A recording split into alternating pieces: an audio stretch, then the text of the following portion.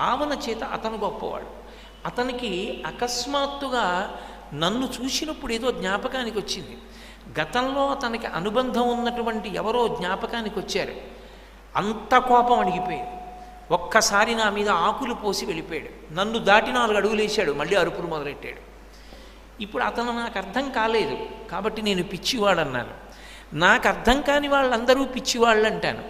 నాకు ఎవడు అర్థం అవుతాడో వాడు నా స్థాయిలో ఉన్నాడని గుర్తు. నిజానికి నా స్థాయి దాటిపోయిన వాడిని పిచ్చివాడు అంటాను. ఒక శాస్త్రవేత్త ఉన్నాడు అనుకోండి, ఆయన చేసే పనులన్నీ నాకు అర్థం కావు.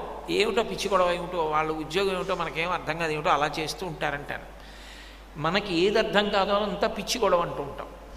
సనత్కుమారుల వారిది మనకు అలాగే అనిపిస్తుంది. ఏమిటి పిచ్చి గొడవ, పరమశివుడు వస్తే నమస్కారం పెట్టకపోవడం ఏమిటని. కానీ ఒక జ్ఞాని అలాగే ఉంటాడు, పిచ్చివాడిలా ఉంటాడు, మనకు అర్థం కాడు. అందుకే